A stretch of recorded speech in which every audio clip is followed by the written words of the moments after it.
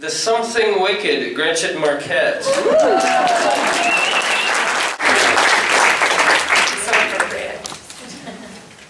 This is an excerpt from a suite of poems that I've been working on. I chose not to number them, so in between the short sections I'll pause instead.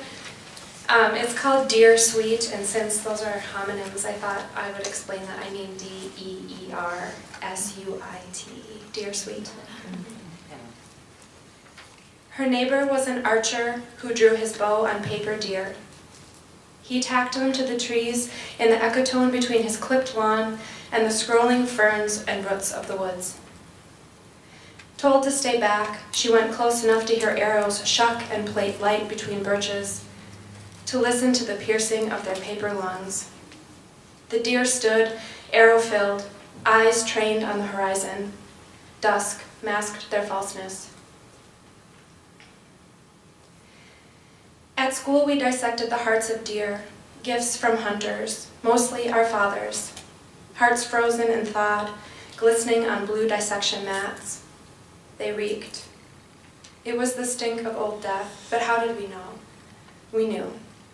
Looked at one another, pretended we didn't want to pull, scalpels along ventricles, the hair on our arms stiff and no spit in our mouths.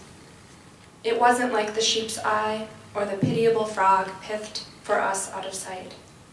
Blood implied a living thing, even one gone from this world. All that remained was its four-chambered heart. They asked us to envision medieval surgeon William Harvey standing over the living doe belted to his table. We tried to imagine the thrill of discovery at her open chest, the way ventricles sucked his fingers like women or infants did.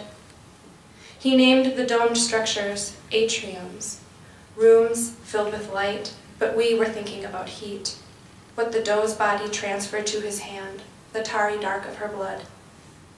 The hearts we opened were long cold and held their own surprise, thickets of clots, pearls of blood like blueberries from a tin, lumps like buckshot.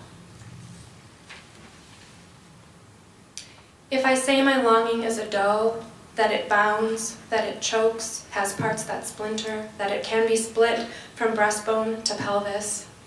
If I tell you I remember the doe strung up in the neighbor's yard, throat unzipped, flesh delivered again in a surge of water, that I had never seen anything born.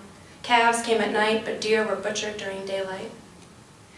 If I tell how I watched her dismantled, that I searched for the deer in the hide like a pit in a plum, that he plundered her and I found nothing there. If I say that the white patch at her throat revealed here is where I hurt, that it said here is where I am tender. If I say the rope was stained copper yellow, that it became the color of ruin under the green walnut tree, that it had a scent, that every day since there's been something in me that wanders, wants to rest, will you tell me then, when the deer leave after dusk, where do they go? Thank you.